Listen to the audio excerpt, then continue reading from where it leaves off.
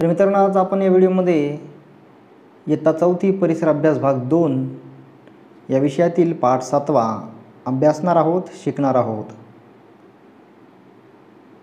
पाठ 7वा स्वराज्याचे तोरण बांधले.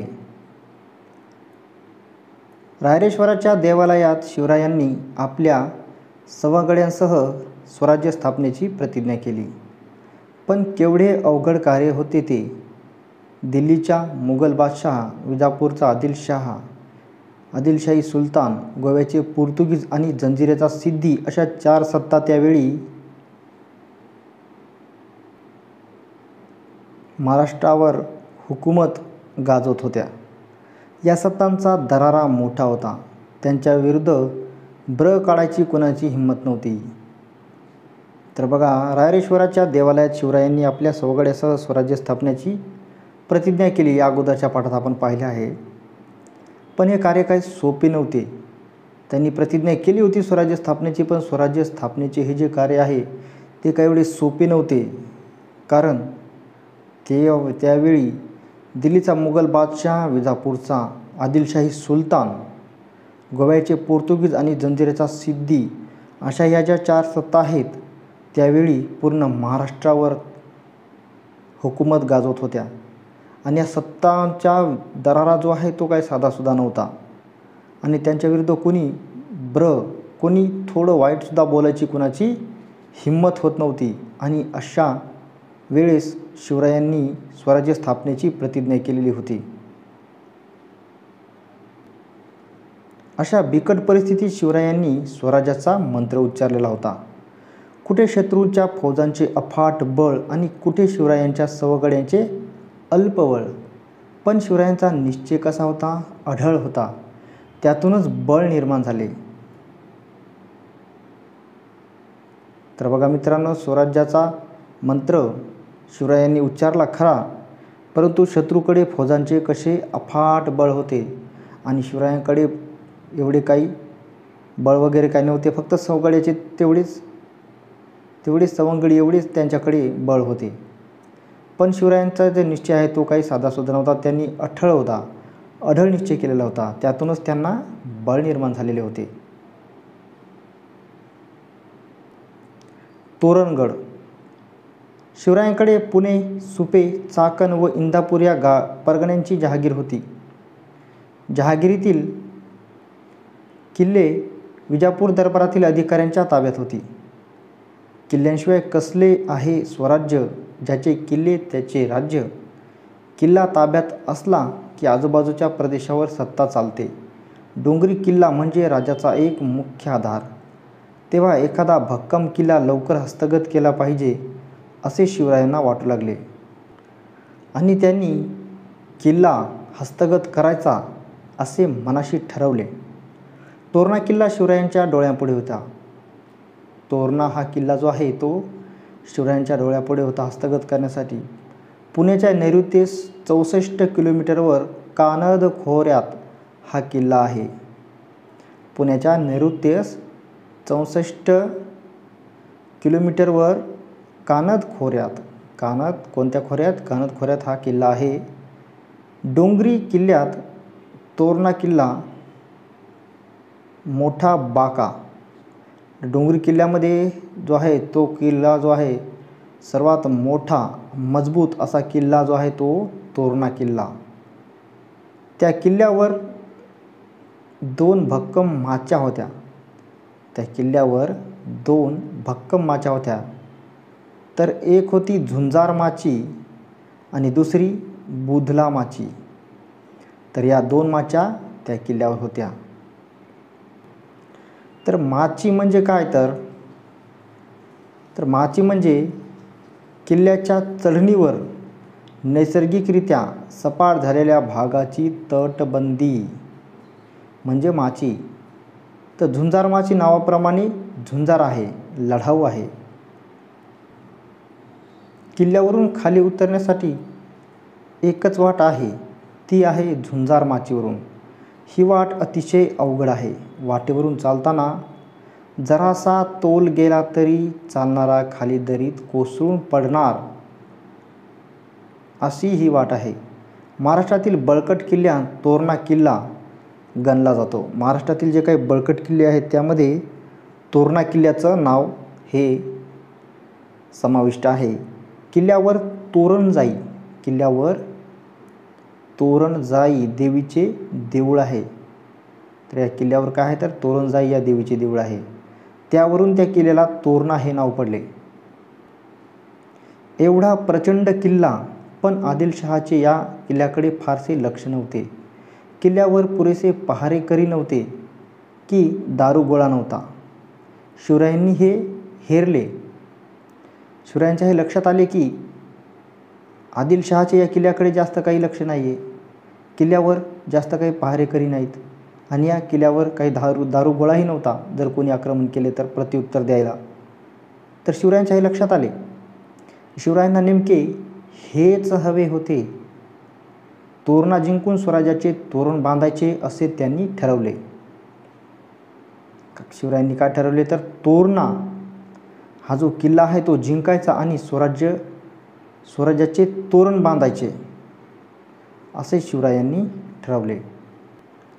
स्वराज्याची नौबत झडली. निवडक मावळ्यांच्या तुकड्या घेऊन शिवराय कानत खोऱ्यात उतरले. साऱ्या मावळ्यांसह ते सिंहाच्या छातीने व हरणाच्या वेगाने झपझप तोरणा चढून गेले. मावळ्यांनी भराभर मोक्याच्या जागा ताब्यात घेतल्या. तानाजी मालुसरे या वीराने दरवाजावर मराठ्यांचे निशाण उभारले. तर काय केलं शिवरायांनी निवडक मावळ्यांच्या तुकड्या केल्या आणि ते घेऊन शिवराय काय केले तर कानत खोऱ्यामध्ये उतरले. हा किल्ला जो आहे कानत खोऱ्यामध्ये आहे. तर त्या साऱ्या मावळ्यासह ते सिंहाच्या छातीने अतिशय धैर्याने आणि हरणाच्या वेगाने झपझप तोरणा चढून गेले आणि मावळ्यांनी भराभर मोक्याच्या जागा ज्या आहेत त्या ताब्यामध्ये घेतल्या आणि तानाजी मालुसरे या वीराने तर दरवाजावर मराठ्यांचे निशाण उभारले. येसाजी कंक हा शिवरायांचा विश्वासू आणि निष्ठावान सहकारी. येसाजी कंक जो आहे तो हा शिवरायांचा विश्वासू आणि निष्ठावान सहकारी होता. त्याने चौकीवर जे आहे ते पहारे बसवले. त्याने काय केलं चौकीवर पहारे बसवले आणि किल्ला ताब्यात आला. सर्वांनी शिवरायांचा जय जयकार केला. हिंदवी स्वराज्याची नौबत झडली. नगाऱ्यांचा आणि शिंगांचा आवाज सह्याद्रीच्या दऱ्याखोऱ्यात घुमला आणि शिवरायांनी या किल्ल्याला प्रचंडगड असे नाव दिले. तोरणा किल्ल्याला शिवरायांनी नाव दिले प्रचंडगड. भवानी मातेचा आशीर्वाद. तोरणा किल्ल्यावर शिवरायांचा कारभार जो आहे सुरू झाला. त्यांनी किल्ल्याची बारीक पाहणी केली. शिवरायांनी किल्ल्यावर काय केलं तर कारभार सुरू केला आणि त्या किल्ल्याची बारीक पाहणी केली. किल्ल्यावर मराठा किल्लेदार, ब्राह्मण सबनीस, प्रभू कारखानीस इत्यादी अधिकाऱ्यांच्या नेमणुका केल्या. शिबंदित मावळे, कोळी, रामोशी, महार इत्यादी जाती जमातीतील शूर माणसे नेमली. स्वराज्याच्या सैन्यात जातीभेद, वर्णभेद असा कोणताही भेदभाव नव्हता. किल्ल्याची दुरुस्ती सुरू झाली आणि काय आश्चर्य तर मोहरांनी गच्च भरलेल्या 4 घागरी काम चालू असताना किल्ल्यावर सापडल्या.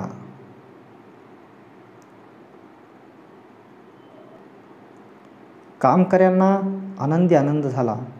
शिवरायांना देवी भवानी प्रसन्न आहे, तिनेच धन दिले असे जो तो म्हणू लागला. कामकऱ्यांनी मोठ्या आनंदाने धनाच्या घागरी शिवरायांजवळ आणून दिल्या.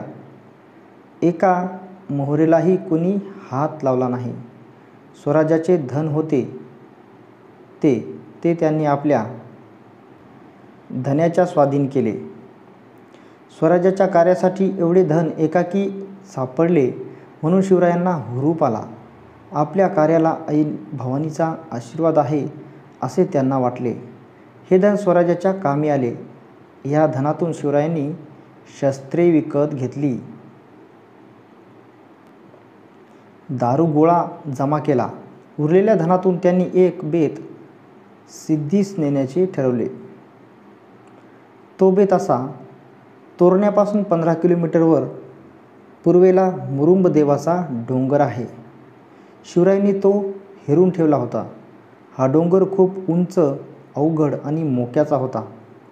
आदिलशहाने या डोंगरावर एक किल्ला जो आहे तो अर्धवट बांधून सोडून दिला होता. या किल्ल्यावरही पहारा ढिल्लाच होता. तेव्हा स्वराज्याच्या राजधानीसाठी हा किल्ला ताब्यात घ्यायचा असे शिवरायांनी ठरवले. स्वराज्याची पहिली राजधानी. एक दिवस शिवराय आपल्या निवडक सवागाड्यासह या किल्ल्यावर चढले आणि त्यांनी हा किल्लाही ताब्यात घेतला. तोरण्यावर सापडलेले काही धन मुरुंबदेवाच्या डागडुजीसाठी खर्च झाले. शिवरायांनी या किल्ल्याला नाव दिले राजगड. गडावर पाथरवटांनी दगड घडवले. लोहाराने भाता फुंकला. सुतार, गवंडी, मजूर, भिस्ती अशी सारी माणसे कामाला लागली. राजवाडा, 12 महाल, 18 कारखाने आणि राजगादी तयार झाली. राजगड ही स्वराज्याची पहिली राजधानी सजली.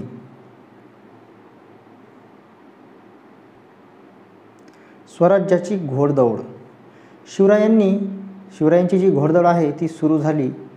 12 मावळांतील किल्ल्यामागून किल्ले त्यांनी ताब्यात घेतले. 12 मावळात आनंद आणि उत्साह यांना पूर आला. गावोगावचे पाटील, देशमुख शिवरायांच्या मुजऱ्याला येऊ लागले. परंतु तांदळा जसे काही खडे असतात तसे मावळातही काही दुष्ट लोक होते. तर शिवरायांची जी स्वराज्याची घोडदौड आहे ती एका मानाने सुरू झालेली होती आणि 12 मावळातील किल्ल्यामागून किल्ले शिवराय हे ताब्यात घेऊ लागले. 12 मावळात आनंद आणि उत्साह यांना पूर आला, म्हणजे खूप आनंद होऊ लागला 12 मावळातील लोकांना. गावोगावचे पाटील, देशमुख शिवरायांच्या मुजऱ्याला येऊ लागले. परंतु काय झालं की तांदळ जसे काही खडे असतात तसेच काही वाईट लोक पण होते. शिवरायांचा उत्कर्ष बघून त्यांच्या पोटात दुखू लागले.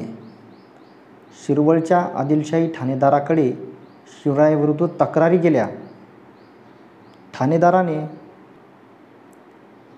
विजापूरला सांडणीस्वार पाठवून शिवरायांच्या या घोडदौडीची हकीकत आदिलशहाच्या कानी घातली.